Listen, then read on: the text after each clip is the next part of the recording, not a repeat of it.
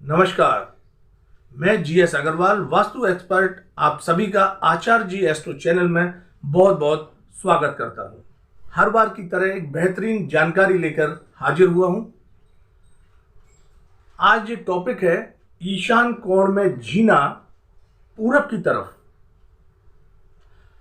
अर्थात पूरब की तरफ चढ़ते हुए ईशान कोण में जीना।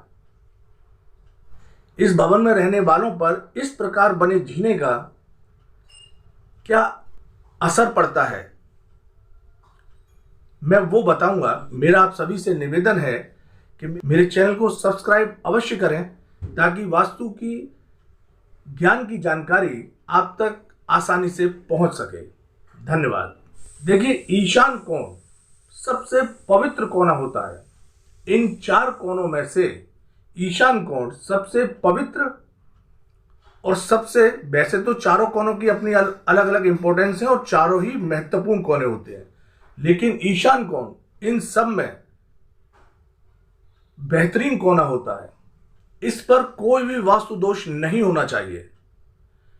ईशान कोण के वास्तु दोष पर मेरा वीडियो है, कृपया आप उस वीडियो को अवश्य देखें। मैं उसका लिंक इस वीडियो के डिस्क्रिप्शन में दूंगा, आप उसे एक बार अवश्य देखें।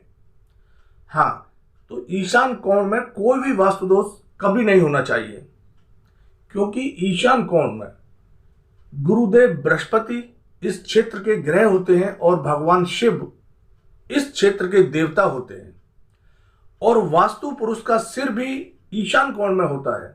इसलिए ये कोना बहुत ही महत्वपूर्ण और शानदार वास्तु की दृष्टि में हो जाता है। तो माय डियर फ्रेंड्स, इस ईशान कोण को कभी भी दूषित ना करें, कभी भी ऐसा निर्माण ना करें जिससे वास्तु दोष उत्पन्न हो।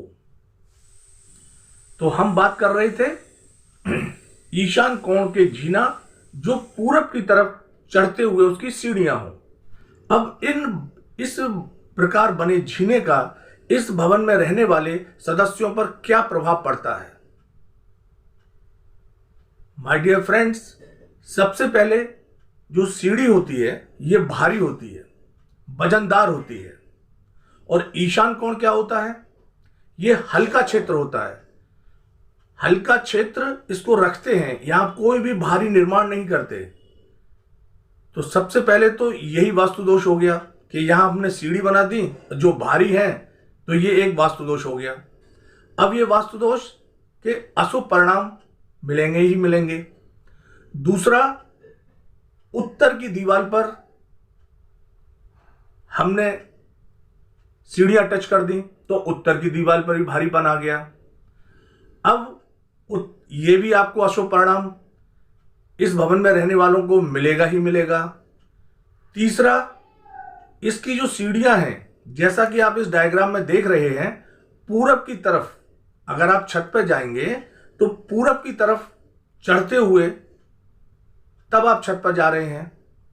तो अब यहां पर यह सिद्धांत लागू होता है कि आप जो चढ़ रहे हैं पूरब की दिशा पर, और पूरब की दिशा सूर्य देवता की होती है, यानी पूरब से सूर्य निकलते हैं, तो आप सूरज की तरफ चढ़ाई कर रहे हैं। ये भी एक वास्तु दोष क्रिएट करता है।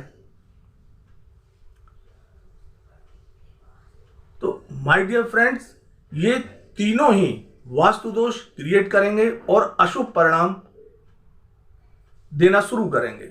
और ईशान कोण के जो अशुभ परिणाम होते हैं वो सबसे भयंकर अशुभ परिणाम होते हैं।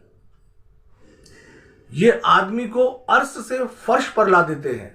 अब इसके अशुभ परिणाम क्या क्या होते हैं।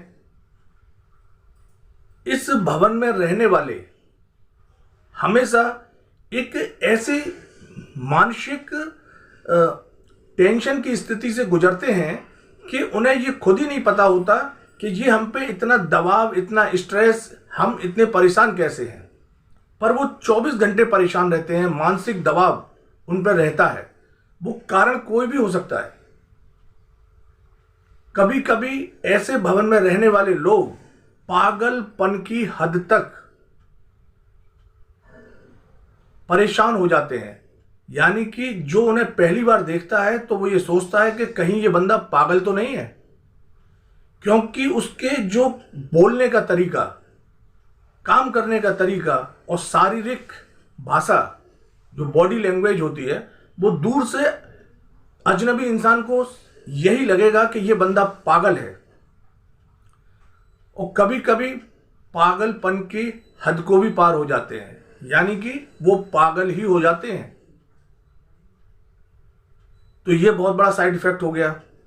अब इस घर के जो बच्चे होते हैं, आप देखेंगे अनुभव से, जिनके ईशान कोण में जीना है और पूरब की तरफ चढ़ाई है, आप देखेंगे ऐसे घरों के जो बच्चे हैं वो पढ़ने में सुस्त होंगे, केवल ऊधमबाजी या गलत हरकतों में ज्यादा होंगे।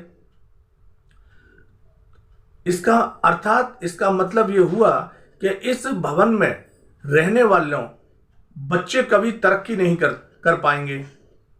उनकी तरक्की में बांधा रहेगी, हर वक्त परेशान रहेंगे। और अगर कोई तरक्की भी करता है तो बहुत ही मुश्किल से, कदम कदम पे उसके अड़चने आएंगी, लेकिन बहुत ही मुश्किल से वो तरक्की कर पाएगा। तो ऐसे भवनों में बच्चों की स्थिति बहुत खराब होती है। और इस भवन का मुखिया, जैसा कि मैंने बताया, मेंटली डिस्टर्ब तक हो जाता है। और भगवान शिव और गुरुदेव बृहस्पति की इन पर कृपा भी नहीं मिल पाती। भगवान शिव और गुरुदेव बृहस्पति, जो बृहस्पति ग्रह है, ये बुद्धि, मान, सम्मान, धन दौलत का प्रतीक है, ये देते हैं। लेकिन जब यहां पर ये वास्तुदोष उत्पन्न हो जाता है तो ये इस चीज में मदद नहीं करते, यानी कि इस चीज की भी परेशानी, यानी कि इस प्रकार के भवन में धन की परेशानी और दवाइयां तो चलती ही चलती हैं, दिमागी टेंशन की, मस्तिष्क संबंधित परेशानी। तो इस प्रकार की बहुत बड़े साइड इफेक्ट इस प्रकार बने भवन में अशुभ परिणाम देखने को मिलते हैं। तो माय डियर फ्रेंड्स, कभी भी जीना ईशान कोण में ना बनाएं, ये हमेशा ध्यान रखें। और वो भी पूरब की तरफ चढ़ते हुए कभी ना बनाएं, क्योंकि इस भवन में रहने वाले बंदे हर वक्त धन दौलत से परेशान, धन दौलत की तरफ से उनकी स्थिति बहुत खराब होती है। मानसिक और स्वास्थ्य परेशानियां भी हमेशा रहती हैं, उनकी दवाइयां भी चलती रहती हैं। टेंशन और बच्चों की स्थिति इस प्रकार के भवनों में बहुत ही खराब हो जाती है, तरक्की नहीं कर पाते। तो माय डियर फ्रेंड्स, मेरा आपसे निवेदन है कि इस प्रकार कभी भी जीने का निर्माण ना करें। आपको ये जानकारी कैसी लगी मुझे कमेंट्स करके अवश्य बताएं। आपसे निवेदन है कि मेरे चैनल को सब्सक्राइब जरूर करें, जिससे कि वास्तु की अच्छी और शानदार जानकारी आप तक आसानी से पहुंच सके। मिलते हैं अगले वीडियो में, जब तक के लिए नमस्कार, जय हिंद।